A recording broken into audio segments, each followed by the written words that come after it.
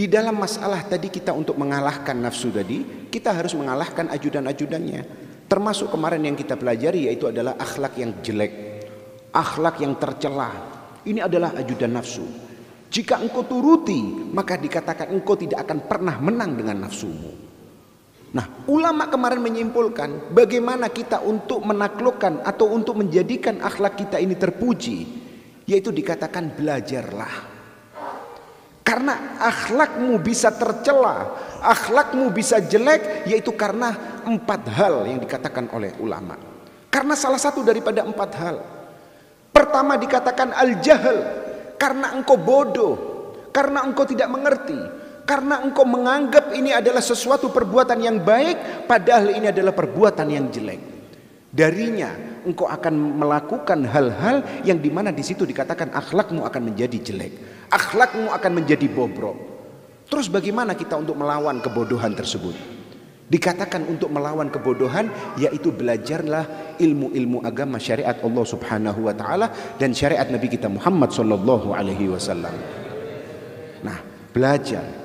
Makanya kita tidak heran banyak daripada ulama-ulama kita yang selalu menganjurkan kita untuk mendekat kepada ilmu, mendekat kepada para ulama.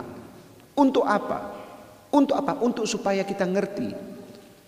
Bahkan Sayyidina Luqman al-Hakim, yaitu beliau mewasiatkan kepada anaknya, dikatakan ya bunayya zahimul ulama birukabikum.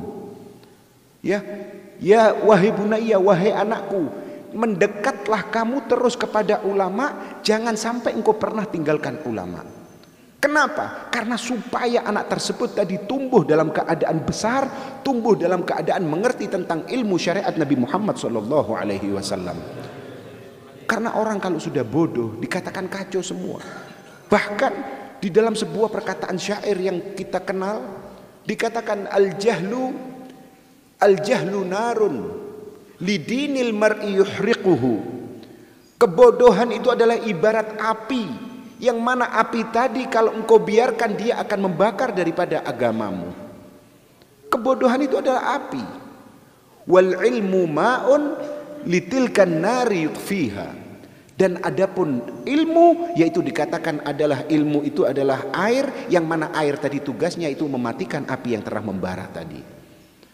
Makanya sudah tidak ada cara untuk kita mengerti atau untuk kita menjadi benar, untuk mendapatkan kesenangan, kecuali kita kembali kepada Allah Subhanahu wa taala, kembali mengikuti ajaran-ajaran Nabi Muhammad sallallahu alaihi wasallam. Ya, di dalam Al-Qur'an Allah Subhanahu wa taala pula telah mengatakan kepada kita, yarfa'illahu alladhina amanu minkum walladhina utul ilma darajat. Orang-orang beriman itu mulia. Orang-orang beriman itu mempunyai kedudukan di sisi Allah Subhanahu wa taala. Akan tetapi mereka yang beriman dan mereka yang berilmu mempunyai kedudukan lebih di sisi Allah Subhanahu wa taala. Bahkan di dalam sebuah perkataan, di dalam sebuah kisah dikatakan, dahulu pernah Nabi kita Muhammad sallallahu alaihi wasallam yaitu datang memasuki kota Madinah dan melihat para sahabat Nabi, mereka itu sedang berkumpul. Mereka itu sedang berkumpul. Kemudian kumpulan daripada perkumpulan mereka tersebut ada 2 perkumpulan. Yang satu berzikir kepada Allah Subhanahu wa taala, yang satu perkumpulan tersebut mengaji ilmu-ilmu syariat Rasulullah sallallahu alaihi wasallam. Langsung subhanallah kanjeng Nabi niku gabung duduk dengan mereka. Gabung duduk dengan mereka. Kemudian ketika ditanya, ya Rasulullah, kenapa engkau gabung dengan kita? Ya, kenapa engkau gabung dengan kita? Nabi kita dengan entengnya menjawab dan menerangkan kepada kita dan kepada sahabat-sahabatnya, yaitu karena aku melihat keutamaan daripada majelis-majelis ilmu dan majelis-majelis zikir. Innama bu'itsu mu'alliman. Aku diutus oleh Allah Subhanahu wa taala yaitu sebagai guru, sebagai pengajar, sebagai orang yang memberi penerang di dalam kehidupan. Makanya dikatakan sifat atau nama daripada Nabi Muhammad yaitu basyiran wa nadhira. Apa basyiran wa nadhira? Basyir yaitu orang yang selalu memberi kabar gembira kepada kita. Wa nadhir yaitu orang yang selalu mengancam atau memberi ancaman kepada orang-orang yang telah tidak mengikuti Allah Subhanahu wa taala. Makanya mari kita kembali kepada ilmu-ilmu agama, ilmu-ilmu syariat Nabi Muhammad sallallahu alaihi wasallam. Untuk apa? Untuk supaya kita mengangkat daripada kebodohan. Kalau kebodohan tersebut kita pelihara, maka dikatakan engkau tidak akan pernah menang di dalam mengalahkan nafsumu tersebut. Di sini Al-Imam Luqman Al-Hakim tadi mengatakan, yaitu jali ya bunayya jalisul ulama. Wahai anakku, kumpullah engkau dengan para ulama. Wazahimhum birukabik, dan dikatakan mendekatlah kamu kepada mereka. Fa innallaha subhanahu wa ta'ala yuhyil quluba binuril hikmah kama yuhyil ardha biwabilis sama.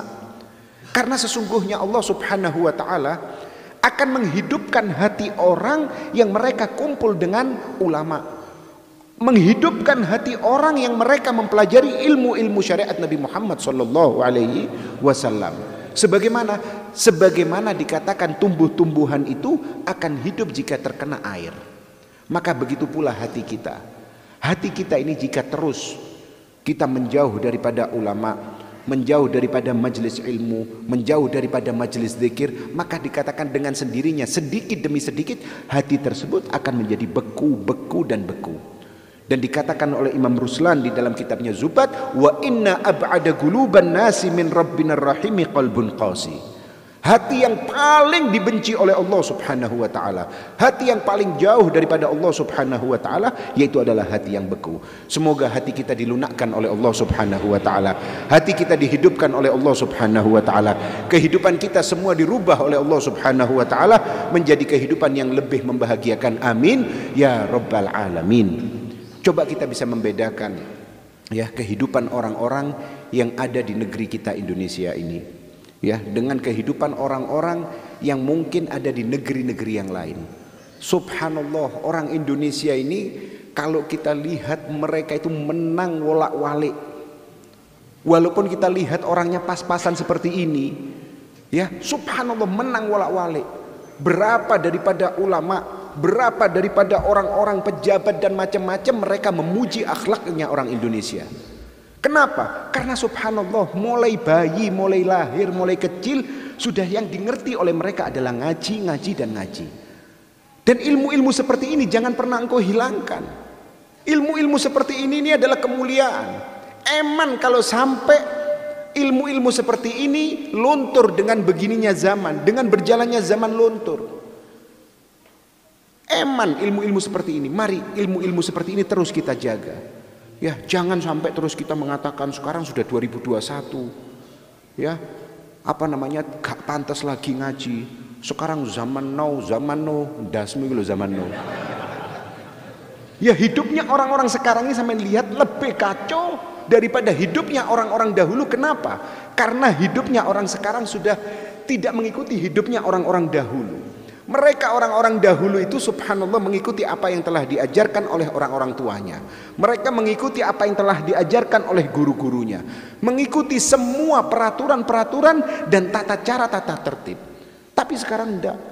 Subhanallah, kehidupan tambah gak karu-karuan. Nah, makanya kita bismillah sedikit demi sedikit kita sisihkan waktu kita ini untuk Allah Subhanahu wa taala. Kita sisihkan, kita punya waktu di dalam satu hari ini 24 jam. Ya, di dalam satu hari 24 jam. Sampean pakai di dalam satu hari itu anggap untuk sholat ya, untuk sholat 5 waktu per sholat 5 menit. Berarti 25 menit. Sampean ambil dari 24 jam tadi itu 25 menit. Terus anggapan sholat sunnahnya juga 5 menit semua. Qobliyah, ba'diyah, 5 menit, 10 menit kali 5, 50 menit berarti 75 menit. Ya, 75 menit untuk Allah Subhanahu wa taala. Dan itu untuk kembalinya nanti manfaatnya kepada kita. Allah Subhanahu wa taala tidak butuh sama sekali dengan ibadah kita. Manfaatnya kita sendiri yang akan merasakan di dalam kehidupan. Setelah itu, setelah 75 menit sampean tambah zikir, sampean tambah pengajian dan lain, mungkinlah kalau sampean komplitkan, sampean paketkan 2 jam 3 jam. Dari 24 jam itu 2 jam 3 jam itu gunakan untuk Allah Subhanahu wa taala, untuk Nabi Muhammad sallallahu alaihi wasallam. Setelah itu 21 jam PN sakarepmu. Ya, 20 jam itu PN sakarepmu. Kok subhanallah, tapi orang-orang sekarang gak gelem. Lali dengan kehidupan seperti itu, tidak mau. Dan kemudian kita sambat, dan kemudian kita mengatakan, kenapa ya kehidupan sekarang ini kok tambah kacau, kok tambah ruwet? Ya gara-gara kon dewe. Kamu sendiri penyebabnya. Kalau kamu ingat, kalau kamu kembali kepada Allah Subhanahu wa taala, tidak mungkin kamu akan mendapatkan kehidupan seperti ini. Coba lihatlah dan pandanglah orang-orang yang ada di hadapan kita, yang mereka hidup dengan kesederhanaannya. Akan tapi mereka taat kepada Allah Subhanahu wa taala. Subhanallah, nikmat kita lihat. Keluarganya kita lihat, keluarganya sakinah mawaddah warahmah. Kita lihat rizkinya walaupun pas-pasan, mereka hidup dalam keadaan nikmat.